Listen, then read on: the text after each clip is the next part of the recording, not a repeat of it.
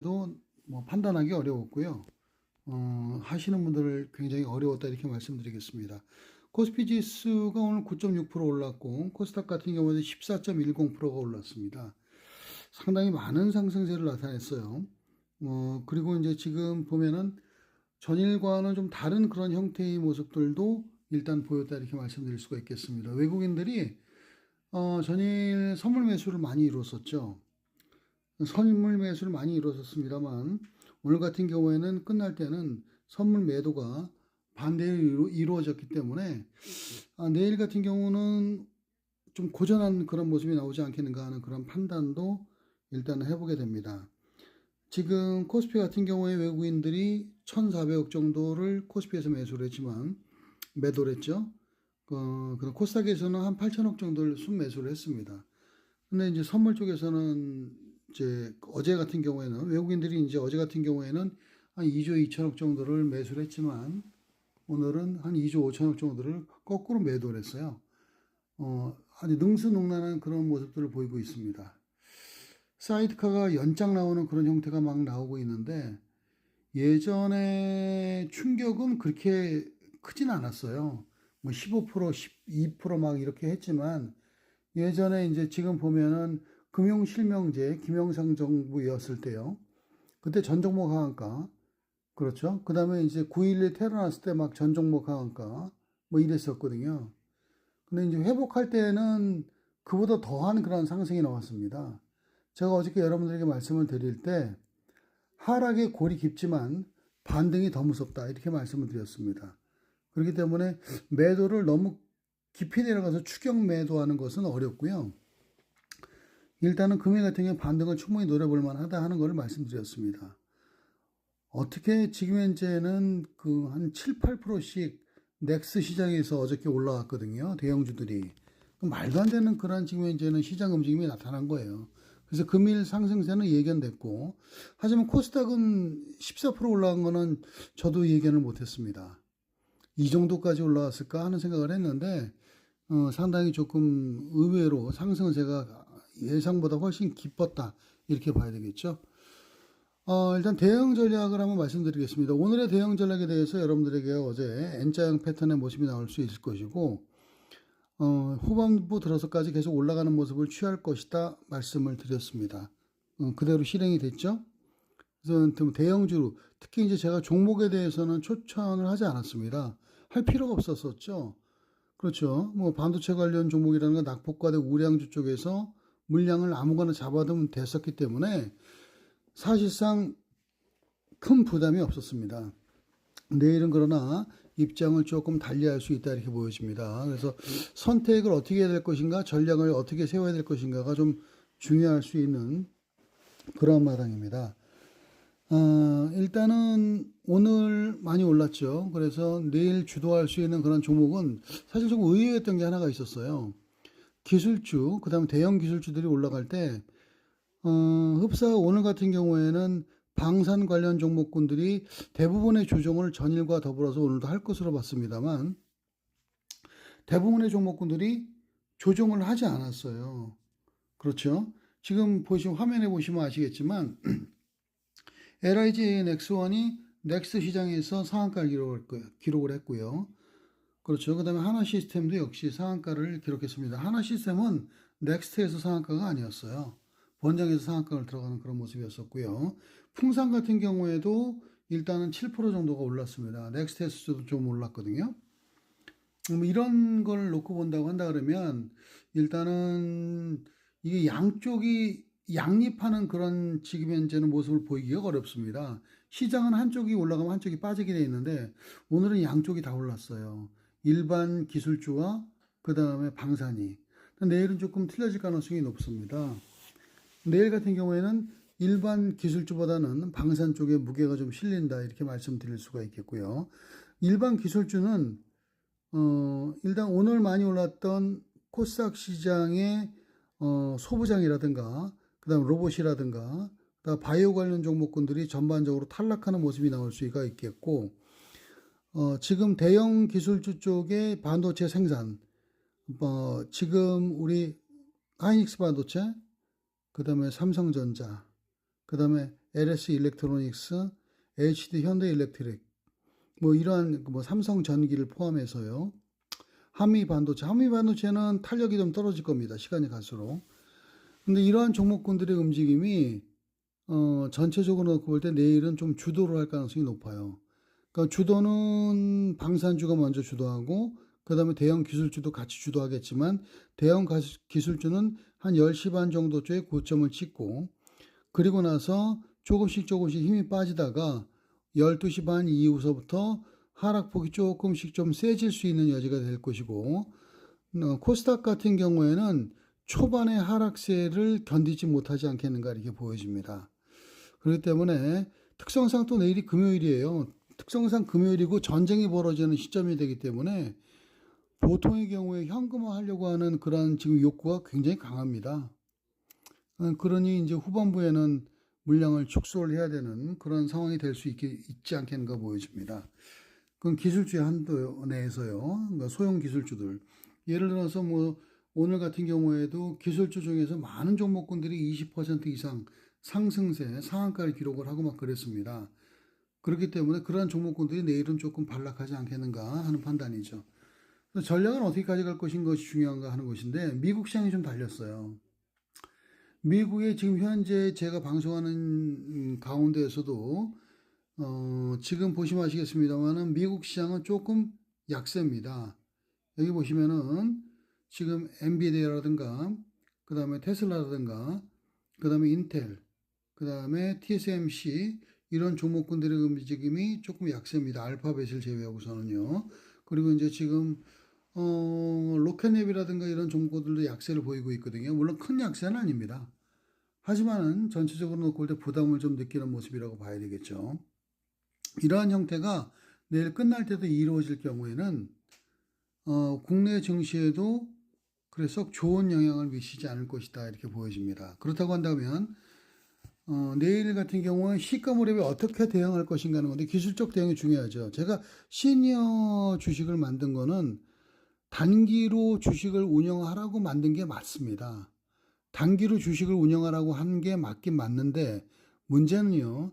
이 단기 투자로 하는 것이 여러분들에 있어서 상당히 피로감을 느끼게 하는 겁니다. 하루 움직임에 주식에 눈을 못 뜨게 하고 일단은 단기로 들어갔다가 조금이라도 손실을 보게 되면 상당히 지금 이제 고통이 느껴지게 되는 그런 상황을 맞고 하죠. 그렇기 때문에 상당히 어렵습니다만 또 단기 투자하시는 분들은 중장기 투자가 어울리지가 않아요. 옷에 맞지 않기 때문이죠.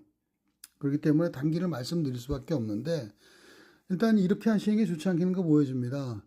내일 미국의 나스닥 시장과 다우공업 지수 등 주요 지금 현재 지수들이 약세를 보이는 경우에는 시가 무렵에 지금 금일 어느 정도 버텼던 대형 기술주 쪽으로 매수를 들어가서 아마 약하게 시작을 하겠죠.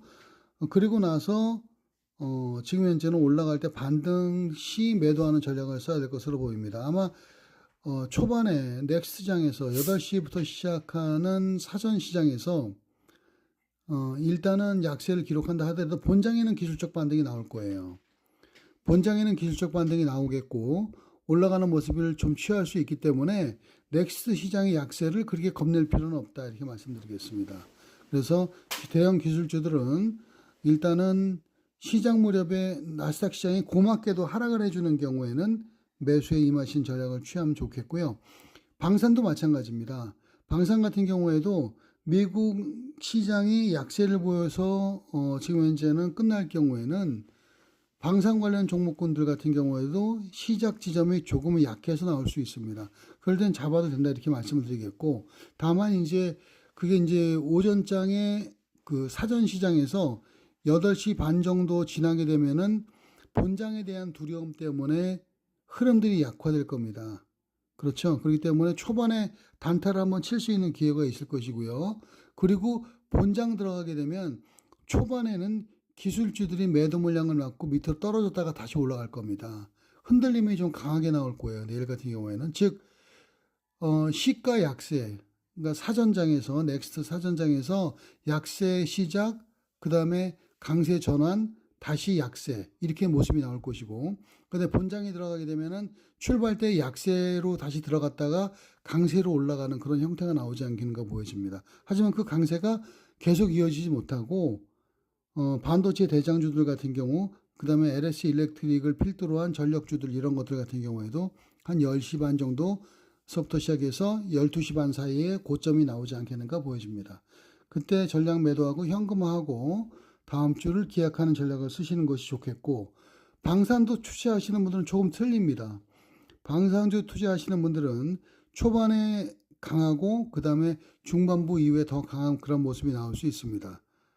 그렇기 때문에 큰 무리는 없을 것 같고요. 방산주 투자하시는 분들은 초반에 흔들릴 때 물량을 잡고 중반에 한번 물량이 흔들릴 수 있습니다. 한 12시 반 정도쯤에 저점이 나올 수도 있는데, 그 저점을 이겨내게 되면 후반부에 방산주 관련 같은 경우에는 계속 끌어올릴 가능성이 있습니다. 따라서 일단은 두 가지의 바벨 전략을 써야 될 것 같아요. 방산주 일부와 그 다음에 대형 기술주 일부. 이렇게 투자를 한다 그러면 크게 무리 없이 내일 같은 경우에도 일단 투자에 임하신다 하더라도 큰 손실이라든가 실패를 보지 않을 것이다 이렇게 말씀드리겠습니다. 뭐 종목별로 놓고 본다 그러면 역시 하이닉스 반도체, 아까 말씀드린 삼성전자, 삼성전기, 그 다음에 이제 지금 LX 일렉트로닉스, 그렇죠. 그 다음에 이제 HD 현대일렉트릭 이런 종목군들, 더불어서 이제 현대차 같은 경우에도 가능성이 있는 그런 상태가 되겠죠. 이런 종목군들이 내일 장세를 약세 국면에서 전환할 수 있는 그런 종목이 되지 않겠는가 보여지고요. 그 다음에 이제 시간이 가면서 계속 꾸준히 계속 올라갈 수 있는 그런 종목군들은 역시 이제 방산이고, 1등 종목은 역시 하나시스템입니다. 그 2등 종목은 LIG 넥스원 이렇게 진행되지 않겠는가 보여집니다. 기타 다른 종목군들 같은 경우는 조금 쉽지 않아요. 풍산이라든가 이런 종목군들은 현재의 금액 자체가 낮기 때문에 충분히 투자할 수 있는 그런 상황이고, HMM이라든가 이런 종목군들도 일단 가능성이 높습니다. 상하이 운임지수가 올라가고 있기 때문에 HMM 같은 경우에도 일단은 충분히 갈 수 있는 그런 여건은 되어 있다. 이렇게 말씀을 좀 드리겠습니다. 근데 이제 HMM은 반등은 조금 미약하죠.